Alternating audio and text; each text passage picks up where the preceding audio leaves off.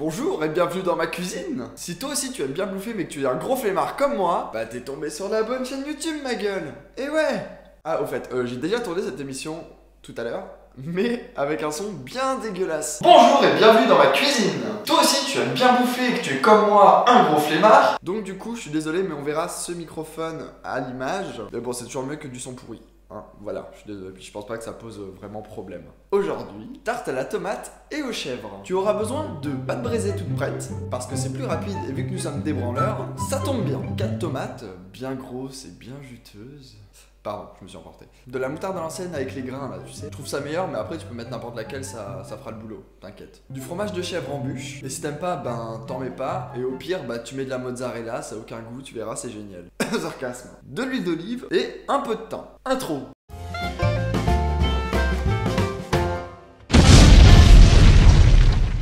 T'as vu, elle est cool l'intro hein, avec les explosions et tout.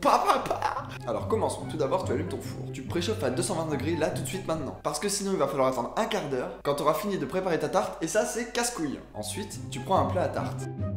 Tu mets du papier sulfurisé dessus. Sinon, ça va accrocher sur le plat et bon courage pour l'enlever. Tu peux d'ailleurs prendre de l'huile d'olive, en mettre sur de l'essuie-tout et badigeonner comme ça sur le papier. Comme ça, tu seras sûr que ça ne collera pas. C'était l'astuce d'Andrew. Après, bah, tu mets ta pâte dans le plat.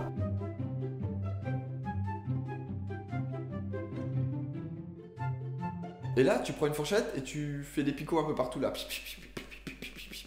Comme ça. Enfin, je suis pas sûr que ça fasse vraiment ce bruit-là, mais je pensais.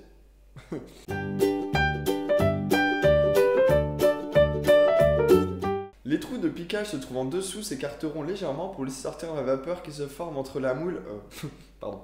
Le moule et la pâte ne cloquera pas. J'ai cherché sur Google parce que je savais pas vraiment à quoi ça servait. Maintenant je sais.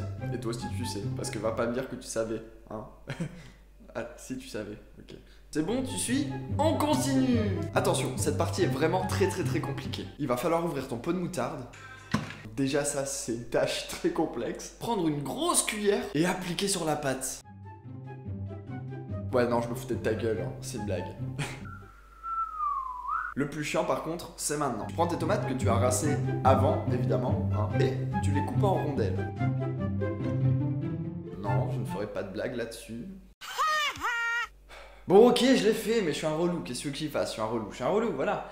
Maintenant, tu fais exactement pareil avec ton fromage de chèvre.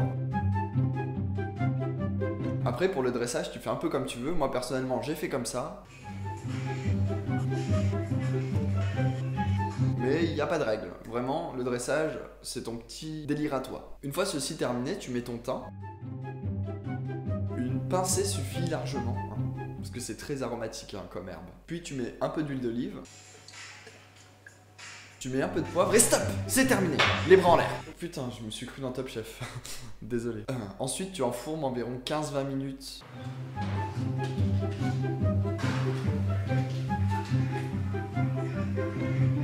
Tu surveilles ton four pour être sûr que ça ne brûle pas. Hein. Une tarte noire, je ne suis pas raciste, c'est vraiment pas terrible. Et tada!